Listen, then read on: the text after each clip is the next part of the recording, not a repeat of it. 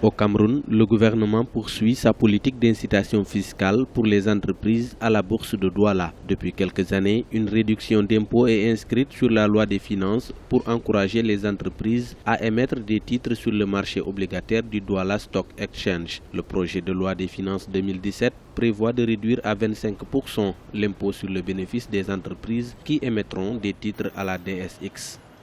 Cette mesure n'est pas nouvelle. C'est une mesure qui est ancienne dans les lois de finances du Cameroun depuis à peu près 3 ou 4 ans et que le gouvernement reconduit systématiquement chaque année pour inciter les entreprises à recourir à la bourse.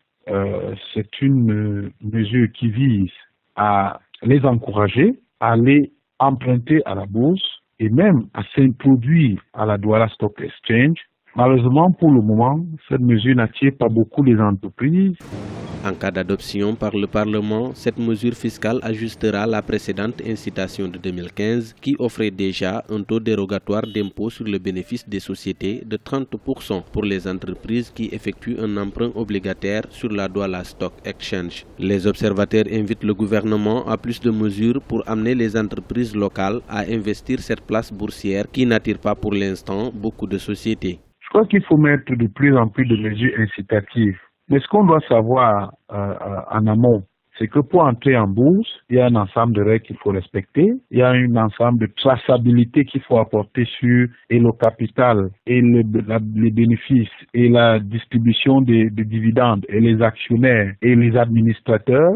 Il faut un ensemble de clarté. Or, les entreprises camerounaises, pour la plupart, sont des entreprises qui ne sont pas encore prêtes à prendre ce chemin. Selon des responsables du ministère camerounais des Finances, ces mesures incitatives dans le régime fiscal du secteur boursier visent à moderniser et à rendre plus transparent le mode de financement des entreprises. Il faut noter que la DSX n'est pas encore une place financière influente en Afrique. Au 16 novembre 2016, elle comptait seulement 8 acteurs, 3 entreprises dans son compartiment actions pour une capitalisation boursière de 147,2 milliards de francs CFA et 5 institutions dans le compartiment obligataire, pour une capitalisation boursière de 251,16 milliards de francs CFA.